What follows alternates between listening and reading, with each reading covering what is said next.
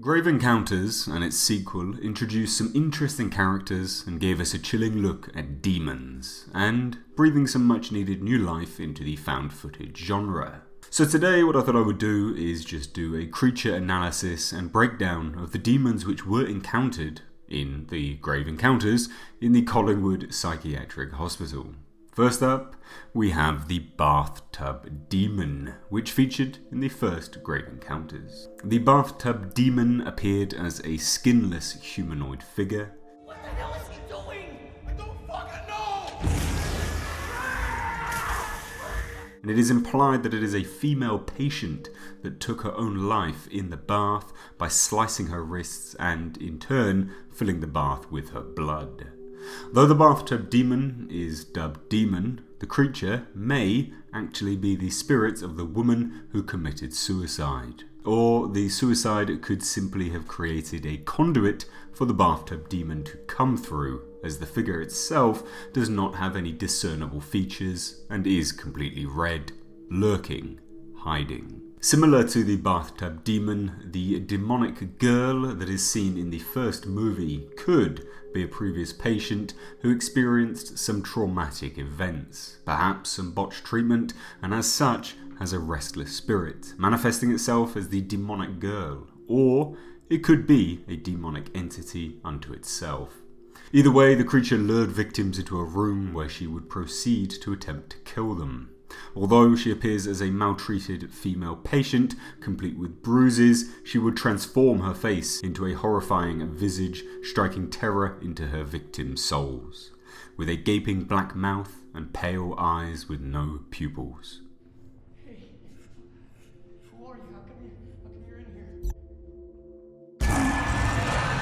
The Tongueless Demon was another demonic force encountered in the Collingwood Psychiatric Hospital. The Tongueless Demon, the evil spirit that could be found lurking the hallways of the abandoned hospital, was perhaps one of the more powerful of the dark forces at play there.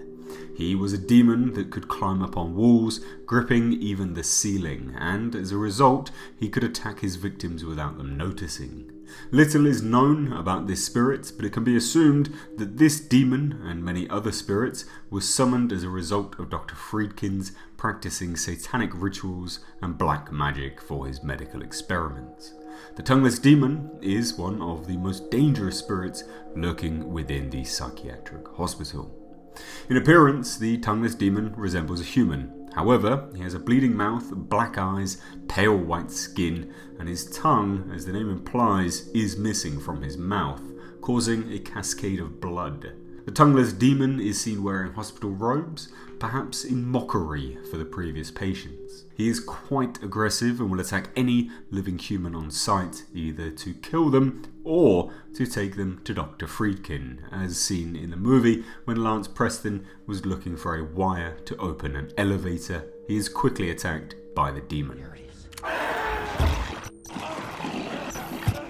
And lastly, we have the living patients. These are humanoid creatures that inhabit and haunt the Collingwood Hospital at night, along with the ghosts. They are possibly the undead residents and patients of the building. Unlike the other undead residents of the building, these creatures have flesh and they are visible to the human eye.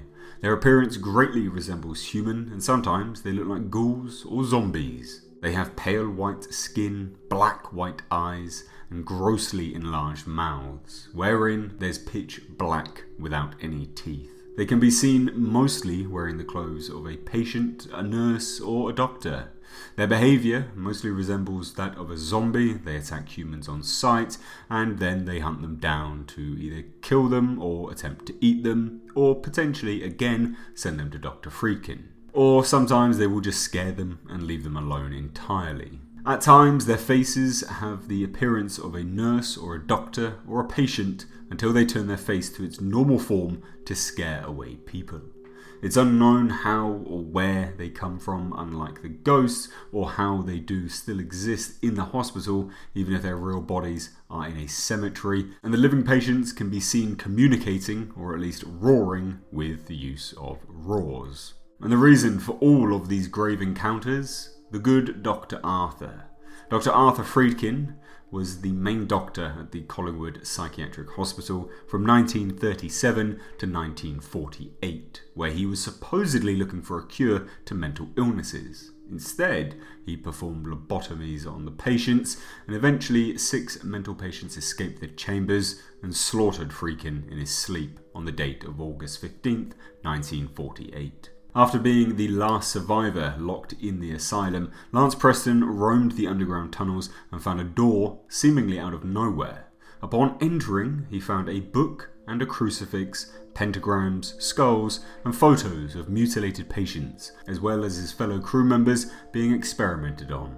Dr. Friedkin had performed brutal experiments on his patients and also performed satanic rituals and summoned the demons. As Preston observed this, an apparition appeared of Friedkin and his nurses performing a lobotomy on a patient. The doctor then attacks Lance, and as his face horribly transforms into a demonic one with wide eyes and a wide open pitch black mouth. He drops his camera in the process, the ghosts drag Lance away as he starts screaming in terror, and they then perform a lobotomy on Lance. Lance reveals that Friedkin's satanic experiments on the patients and his practice of black magic resulted in the human world and the spirit world merging together, punching a hole in the hospital that allowed ghosts to inhabit and haunt it, turning the hospital into a gateway to the spirit world. Later, Alex and Jennifer enter the surgical ward and again come across his satanic altar, and after hiding, they witness Friedkin perform a lobotomy on a patient, and afterwards they see him sacrifice an infant by spilling its blood. So there you have it, a quick breakdown and creature analysis of the dark forces, the demons behind the grave encounters. Is this a film you enjoyed? Did the sequel continue the story in an effective and compelling way, or should it have been left at just the original? Let me know all your thoughts down below in the comment section. If you're new here and you haven't done so already, then please do hit that subscribe button. And if you don't follow me on Instagram or Twitter, please do over at Mr. H Reviews. As always though, I've been Mr. H, and I will catch you in the next video.